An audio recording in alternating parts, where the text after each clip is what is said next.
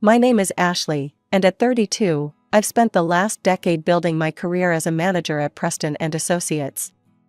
While my younger sisters Sarah and Emma were busy starting their families, I was climbing the corporate ladder. Don't get me wrong, I love my job, but sometimes I wonder if I missed out on something along the way. No husband, no kids, just me and my corner office with a view of the city. It was a regular Tuesday morning when my phone rang. Sarah's name flashed across the screen, and I answered while sorting through a stack of reports on my desk. "Hey Ash," Sarah's voice chirped through the speaker. At 26, my youngest sister had always been the bubbly one. "Got a minute?" "Sure, what's up?" I shuffled some papers aside, half listening as I reviewed quarterly numbers. "So, you know Mom's turning 60 in 2 months, right?" She paused for effect. "Well, we're planning something special, and we need everyone to chip in." That got my attention. "Okay, how much are we talking about?" When Sarah named the figure, I nearly choked on my coffee. It was more than I'd spent on my last vacation, which, come to think of it, was 3 years ago. "I know it's a lot," Sarah rushed to add, "but it's for Mom, you know?" No, it's fine," I said, already pulling up my banking app. "I'll transfer it right now." "Great. Oh, and one more thing, make sure you take a week off work for the celebration. Don't plan anything else for that time, okay?" The next few weeks flew by in a blur of meetings and deadlines. I'd occasionally wonder what my sisters were planning with all that money, but whenever I asked, they'd brush me off with vague responses. Eventually, work took over, and Mom's birthday slipped to the back of my mind. Then came the Saturday dinner. We all gathered at our parents' house, Mom and Dad, my sisters, Aunt Susan and her kids, my cousins Michael and Rachel. The familiar chaos of family dinner surrounded us, Dad telling his same old jokes, Mom fussing over everyone's plates, the usual stuff. That's when Sarah dropped her bomb. "So," she said, pushing her peas around her plate with calculated casualness, "we've finally got everything arranged for Mom's birthday. We're all going to spend a week at Mountain Pine Resort." The table erupted in excited chatter. Mom was beaming, Dad was already talking about hitting the slopes, and my sisters were discussing which ski runs they wanted to try. "Why didn't anyone tell me earlier?" I asked, feeling a bit left out. "I don't even have a ski suit, and there's barely any time to get one now." The table got quiet. Too quiet. Mom cleared her throat, and I felt my stomach drop before she even opened her mouth. "Actually, honey," she said, with that tone she used when she was about to ask for a favor she knew I couldn't refuse, "we were hoping you could do us all a huge favor and watch the kids while we're there." I stared at my family gathered around the dinner table, waiting for someone to laugh, to say it was all a joke. But the silence stretched on, broken only by the soft clink of silverware against plates. "You want me to watch the kids?" I finally managed to say. "All 5 of them?" My mind started counting them off automatically, Emma's toddler Jason, Sarah's baby girl Lucy, cousin Michael's twins Tom and Anna, and Rachel's son Pete. 5 kids under the age of 7. "Well, you're so good with them," Mom said, as if that explained everything. "They love their Aunt Ashley."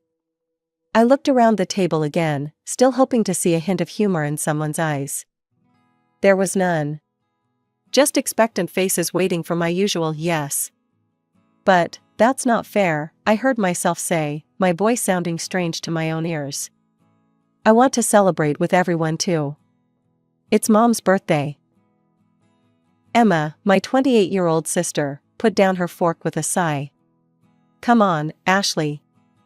You'll be bored there anyway. It's going to be noisy and crowded." "Bored?" I repeated. "How would you know if I'd be bored?" "Well," she continued, exchanging glances with Sarah, "you're great with the kids.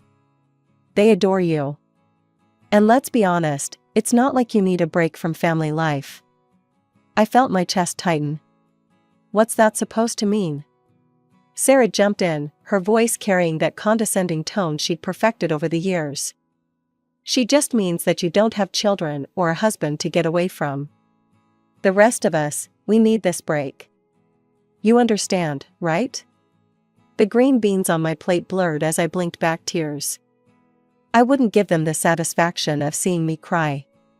Instead, I quietly pushed back my chair and stood up. "Ashley?" Mom's voice held a note of concern, but not enough to actually stop me. Without a word, I grabbed my purse from the counter and headed for the door. Nobody moved to stop me. Nobody called out. The only sound that followed me was Mom's voice, drifting from the dining room. "Don't worry, she'll be a little offended at first, but she'll come around. She always does." As I walked to my car, their voices faded behind me, already moving on to discussing ski slopes and winter gear. The evening air was crisp against my face, helping to clear my head. 10 years of putting everyone else first, of being the responsible one, the reliable one, and this is what I got in return. The worst part wasn't even the babysitting request, it was the casualness with which they'd assumed I'd agree. The way they'd planned this whole thing without me, using my money, my time, my vacation days, without even asking. As if I was just a resource to be used, not a member of the family to be included. I spent half the night pacing around my apartment, replaying every family dinner, every holiday, every moment when I'd dropped everything to help someone else. The memories came flooding back, each one taking on a new, darker meaning in light of tonight's events. There I was at 16, making dinner while Mom helped Emma with her homework. Me at 18, turning down a spring break trip with friends to watch Sarah while our parents took a weekend getaway. At 21, working 2 jobs during college to help pay for Emma's prom dress. The images kept coming, year after year, sacrifice after sacrifice. "Ashley, can you watch Jason for a few hours?" Emma's voice echoed in my head. "I really need a break." "Ashley, would you mind taking the twins for the weekend?" Michael's familiar request played back like a broken record.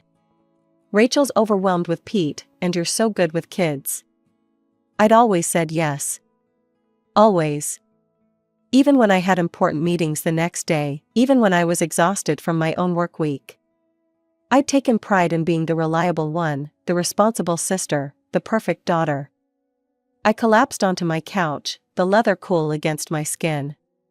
The photo albums on my coffee table caught my eye, family vacations where I was always the one behind the camera, holiday gatherings where I was always in the kitchen while everyone else laughed in the living room. When was the last time someone had asked me what I wanted? "It's not like you need a break from family life." Sarah's words kept echoing in my head. As if my life, my career, my choices were somehow less valid because I wasn't married with children. As if all my sacrifices meant nothing because they didn't fit their definition of what mattered. Sleep didn't come easily that night.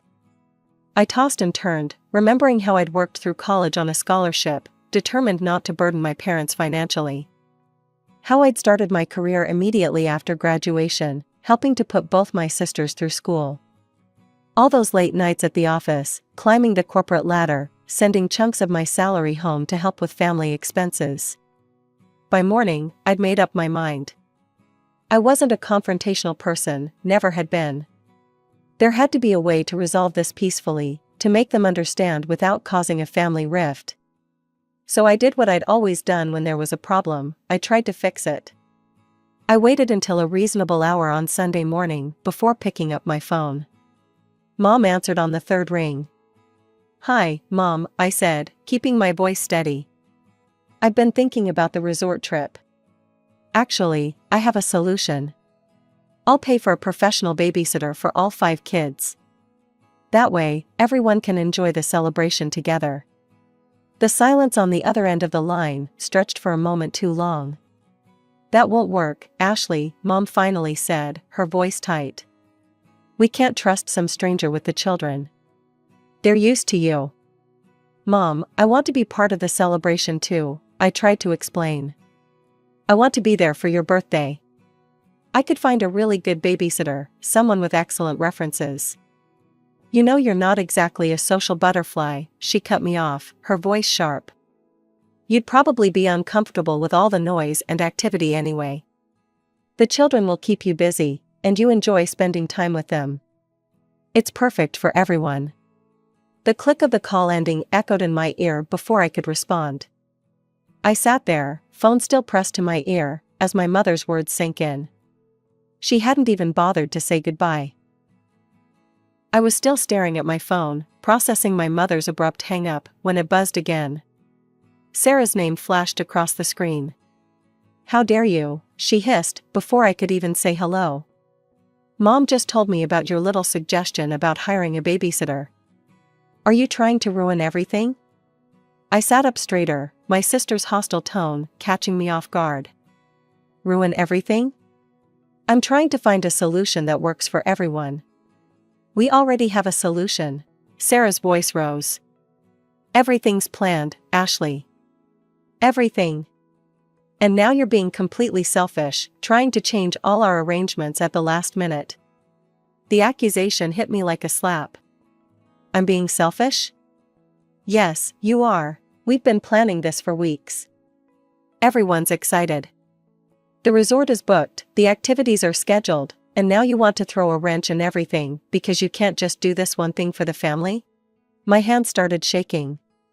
"One thing? Are you serious?" "You know what? If you ruin this trip for everyone, if you spoil Mom's birthday celebration, don't bother talking to me again." "I mean it, Ashley." The line went dead. I sat there, stunned by my baby sister's threat, when my phone buzzed with incoming messages. This time from Emma. "Family needs to stick together," her first text read. "We all help each other out." Another message popped up. "Remember when I watered your flowers last year while you were at that conference?" And another, "You're good with the kids. They love you. Why can't you just forget about being resentful and think about what's best for the family?" My fingers flew across the keyboard as I replied, "A real family doesn't take advantage of each other. A real family respects each other's wishes and includes everyone in their plans. A real family doesn't manipulate and guilt-trip each other." I watched the three dots appear and disappear several times, but no response came. That's when it hit me. The way they'd asked for money without explaining what it was for. The careful way they'd told me to take time off work without mentioning the resort. The casual way they'd announced their plans at dinner, as if everything was already set in stone. They'd planned this all along. While I was working late nights, while I was babysitting their kids, while I was being the perfect daughter and sister, they were secretly arranging this trip. They'd used my money, arranged my schedule, and planned to dump 5 children on me without so much as a conversation. And now that I wasn't playing along with their script, they were trying every manipulation tactic they could think of, guilt, threats, emotional blackmail, to force me back into the box they'd created for me. Something strange happens when you finally see through the fog of manipulation. Suddenly, everything becomes crystal clear. I felt lighter than I had in years. The guilt that had been weighing me down was replaced by something else, determination. I opened my laptop and started searching. Within an hour, I had booked a beachfront hotel in Florida. Nothing too fancy, but it had a balcony overlooking the ocean and was within walking distance to everything I might need. I even splurged on a first-class plane ticket. After all, I had plenty of money since I wouldn't be skiing. The next few days at work were surprisingly peaceful. My family had stopped calling and texting. They probably thought I was home preparing for a week of childcare, maybe buying extra snacks and planning activities. The thought made me smile as I packed my beach clothes and new swimsuit. Taking a tropical vacation in the middle of winter? My colleague Janet asked when she saw me checking the Florida weather forecast. "Sometimes you need to do something unexpected," I replied, surprised by how good it felt to say those words out loud. The morning of my flight, I took one last look around my apartment. I'd cleaned everything meticulously, force of habit, I suppose. The empty fridge, the properly locked windows, everything in perfect order. Just like always, except this time, I wouldn't be here to answer any desperate phone calls for babysitting. As the plane took off, I switched off my phone and tucked it into my bag. No social media, no email, no family drama. Just me, the beach, and a whole week of freedom. The Florida air hit me like a warm embrace when I stepped out of the airport. Palm trees swayed in the breeze, and I could smell the salt from the ocean even from here.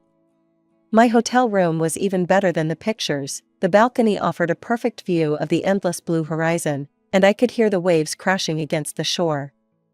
That first afternoon, I walked barefoot on the beach, letting the warm sand squeeze between my toes. When was the last time I'd done something like this? When was the last time I'd done anything just for me?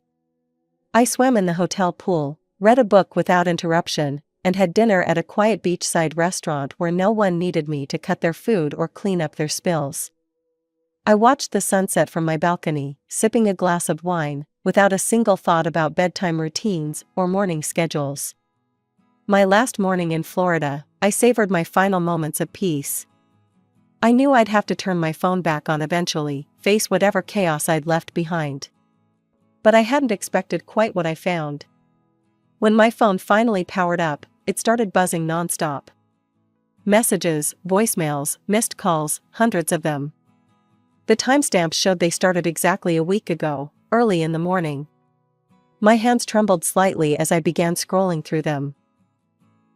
The first messages were from Sarah, "Where are you? We're outside your house." Then Emma, "Ashley, open the door. The kids are getting restless." Michael, "Hey, we brought Tom and Anna like planned. Are you home?" Rachel, "Ashley, what's going on? Pete's asking for his aunt."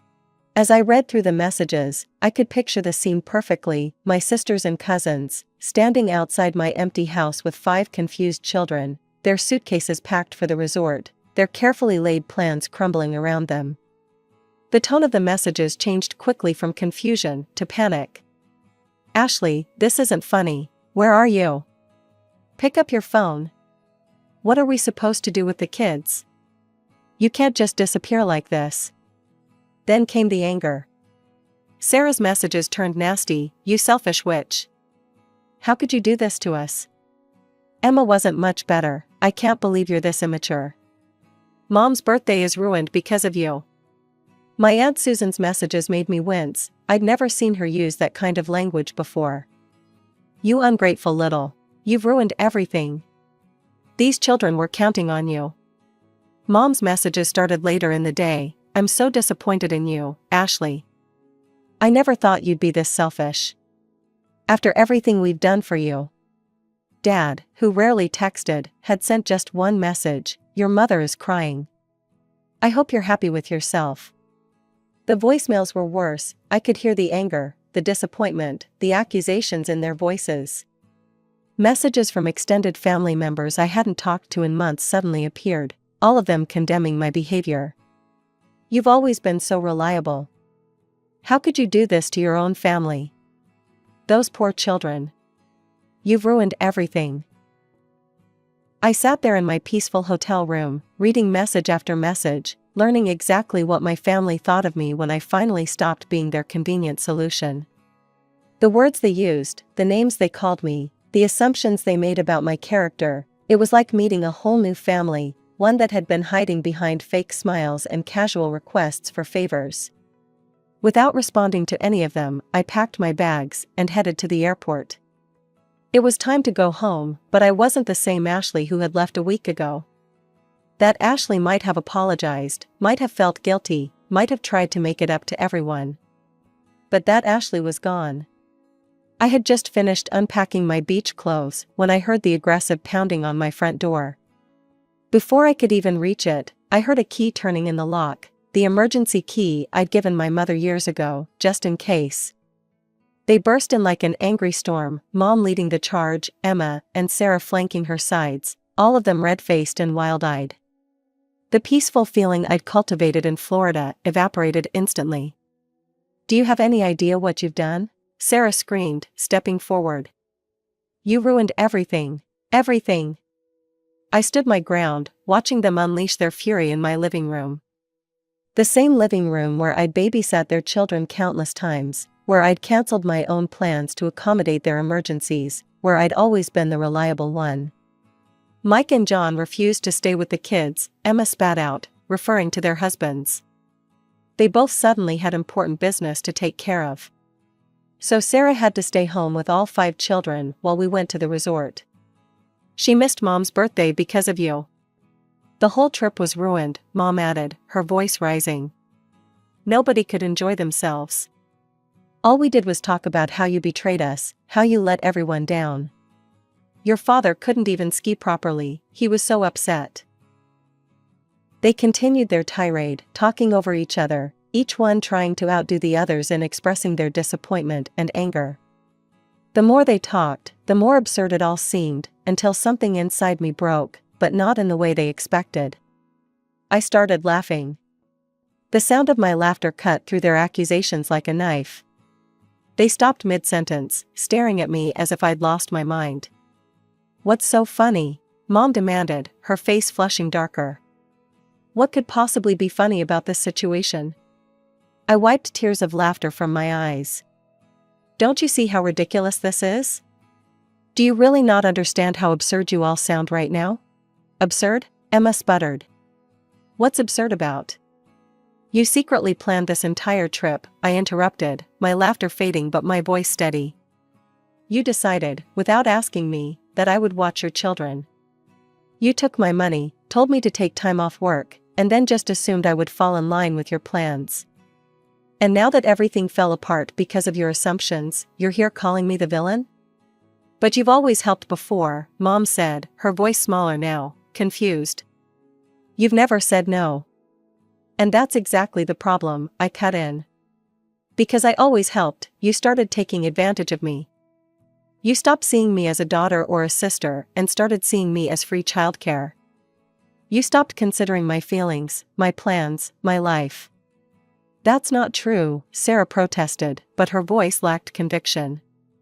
"Really?" I raised an eyebrow. "Then why didn't you include me in the planning? Why didn't you ask me if I wanted to go to the resort? Why did you just assume I'd be happy to stay behind with 5 children while everyone else celebrated?"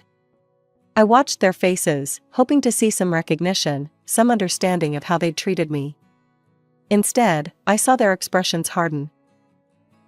"You're being selfish," Mom said, her voice cold. "You've ruined my birthday, you've hurt your sisters, you've disappointed the children. This isn't how I raised you."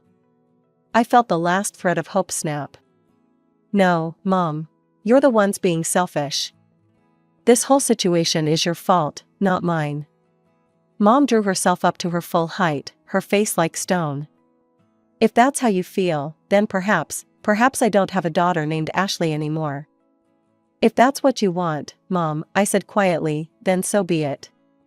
It's been 6 weeks since that final confrontation in my living room. 6 weeks of silence, broken only by the occasional notification when one of my family members makes another thinly veiled post on social media. "Some people only think about themselves," Mom wrote last week, followed by a dozen sympathetic comments from relatives and family friends who only know her version of the story. "Family should always come first," Sarah posted yesterday, with a photo of her daughter.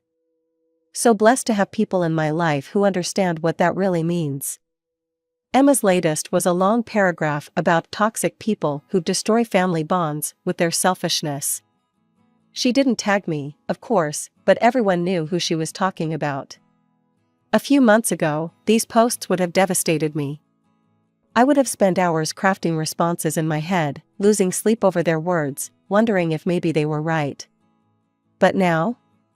I just scroll past them, sometimes with a small smile at how predictable they've become. I've changed my routine. Instead of spending my weekends on standby for emergency babysitting calls, I've joined a local book club.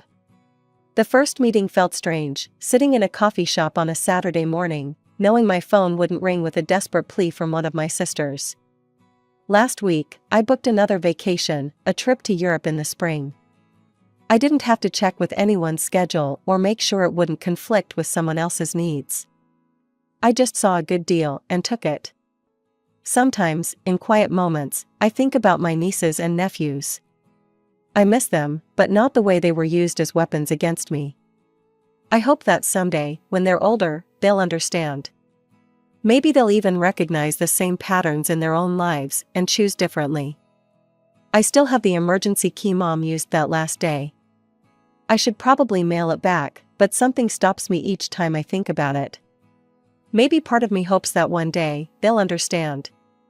That they'll see how their actions and expectations were unfair, how they took advantage of my love for them. That they'll realize family doesn't mean sacrificing yourself to meet everyone else's needs. But I'm not waiting for that day anymore. I'm not putting my life on hold hoping for their approval or understanding. For the first time in my life, I'm putting myself first, and it feels right. Yesterday, I deleted the family group chat from my phone.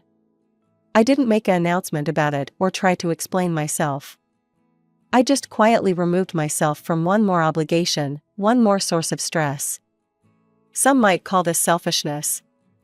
My family certainly does. But I've learned that there's a difference between being selfish and having self-respect.